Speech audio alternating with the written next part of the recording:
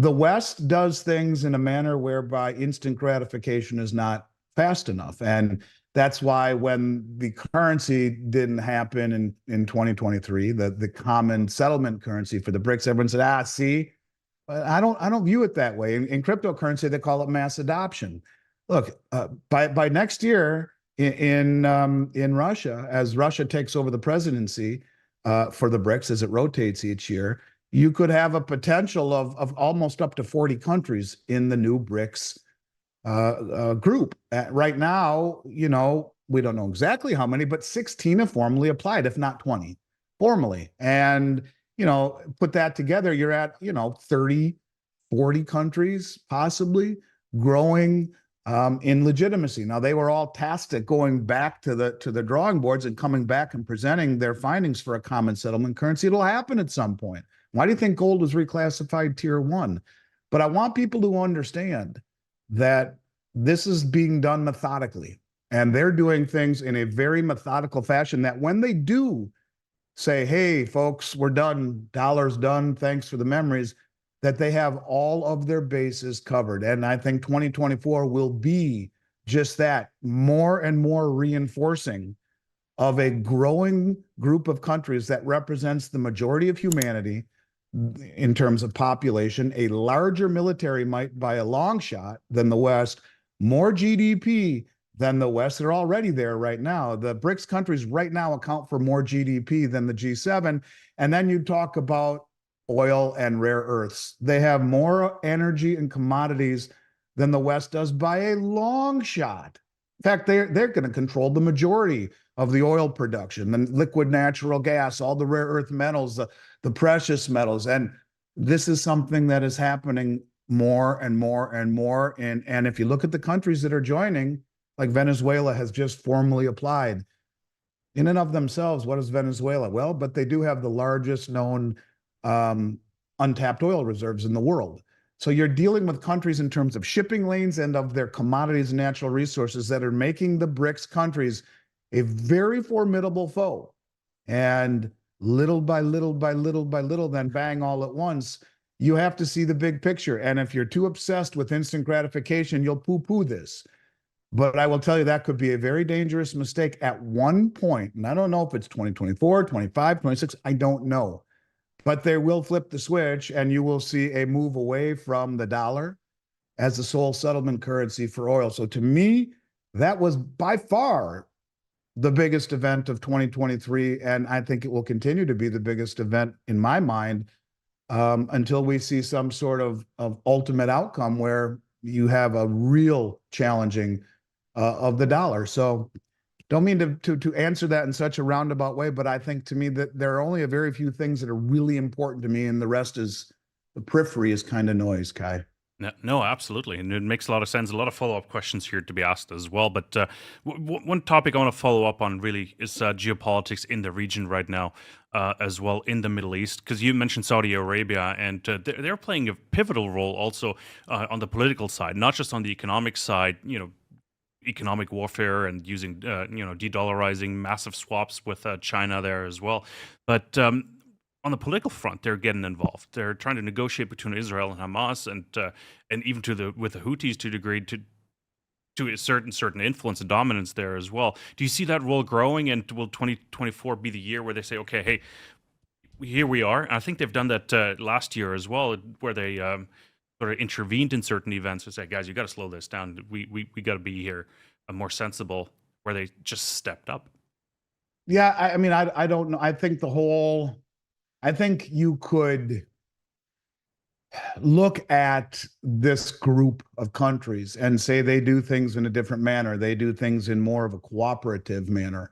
And, you look at the relationships that, as an example, that China bridged between Saudi Arabia and Iran, where they're building embassies in each other's countries, where, they're letting bygones be bygones, the first ever railway built between Iran and Iraq. And when you talk about what's going on in Yemen with the Houthis, there's a part of me that feels like this is playing right into the hands of Putin, because what they have right now is something where, look, Putin has come out and said the Suez Canal cannot be considered effective anymore.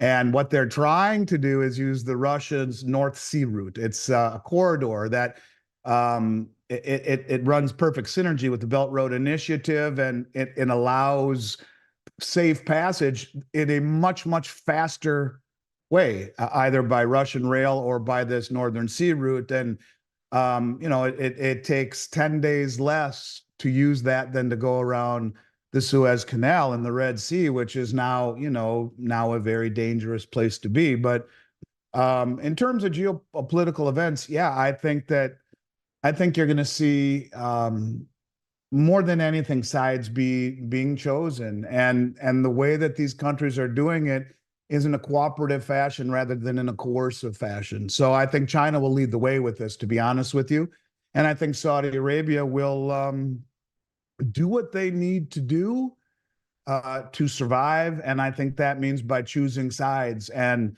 I think they will become less and less and less accommodative to the West, and to the West's desires.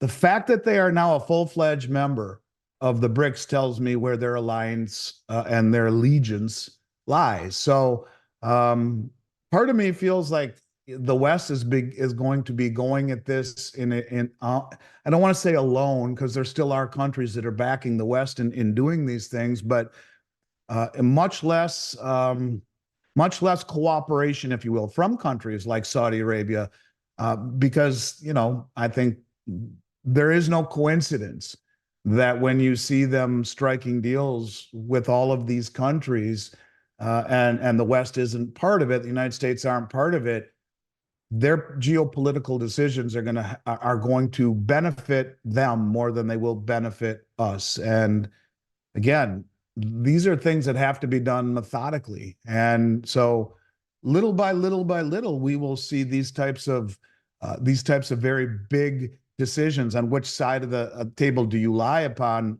or which side are you falling on in terms of, are you going to be with the West, or are you going to be with the BRICS? And I just think that you're going to see more and more and more of a push to strengthen the alliance that they are now part of, and much less reliance on helping the West achieve what they want. In essence, if you get this North Sea corridor working, and these new passages, like the Northwest Corridor, I think it's called, which is passage between Iran and Russia all the way through, and India, the reliance upon or the importance of the U.S. Navy patrolling these waters becomes less and less and less. And now you have the new BRICS Naval Alliance patrolling the Indian Ocean. These countries are joining together to benefit them, and they're pushing back against the Western dominance, against the Western uber capitalism, where they feel that we've pillaged all of the world's commodities forever, and it's about time for them to be more reliant upon themselves rather than upon the West. So more of the same, and I think you'll expect to see more of that in 2024. One topic they couldn't agree on last year's meeting was a gold-backed currency for everybody. But as you said, like it seems like a little by little, maybe that was a bit too much too quickly. And Yep. maybe, again, Western mentality, we want everything at once, of course. So not thinking this through properly, because I think it was against the wishes of China and India to potentially introduce a gold-backed currency at this point in time. Do you see that discussion off the table, or what are your No. thoughts on that, just to follow up?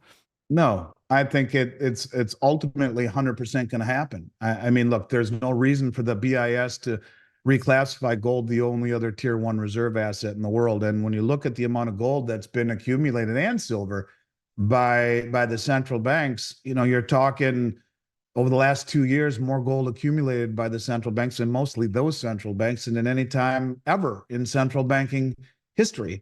I just think that in order to issue a currency that has legitimacy, you have to, like in crypto speak, you have to have mass adoption. They weren't ready to do it. And Jim Rickards is a very smart man, and he's more tied in than I'll ever be.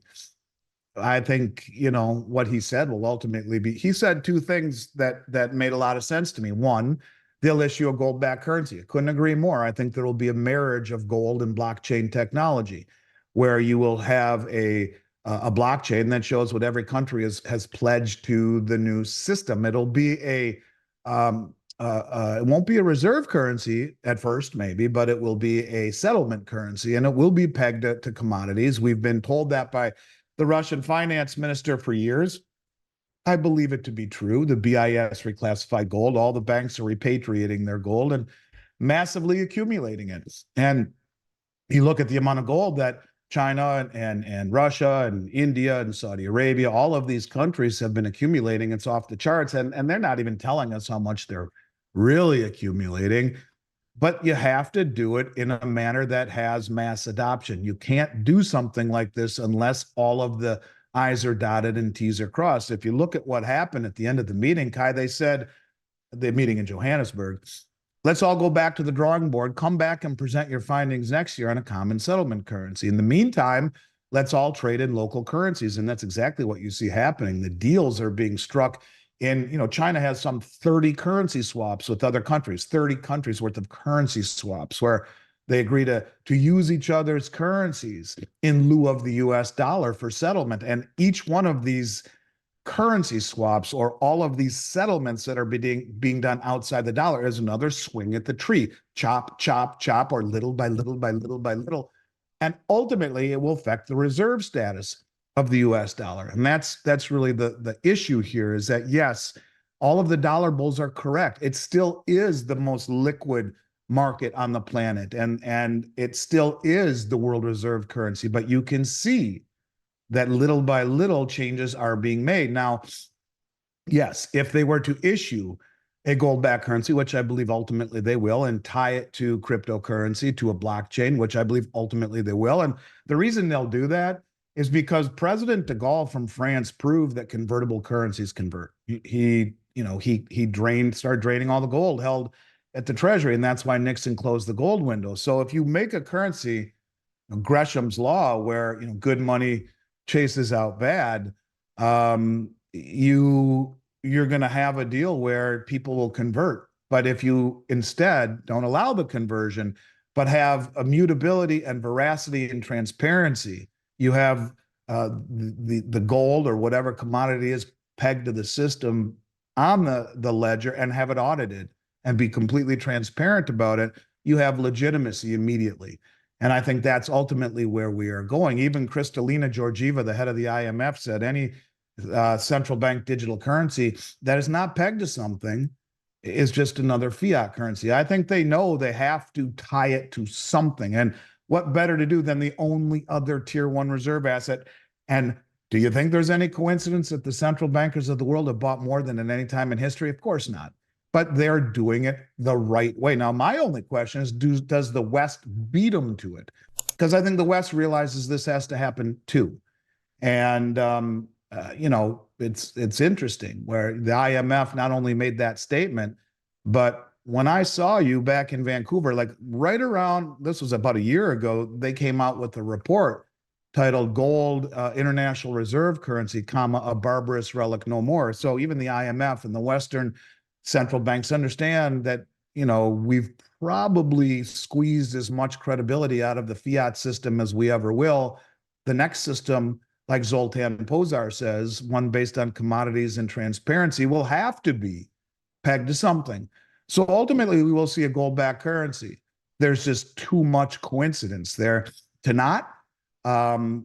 But here again, West thinks in terms of immediate, and it's not quick enough. And that's why Rickards got crap. And that's why people say it's a nothing burger, because they can't see past the reality of it is that, they probably made the decision. This is not the time to do it. It will fail. We need to get more countries on board. We need to have a larger swath of humanity that is part of this ecosystem before we challenge the dollar's dominance. And so until then, we'll trade in local currencies, go back to the drawing board, tell me what you find, and keep buying gold. And that's what they said. And look at who's buying it all. They are.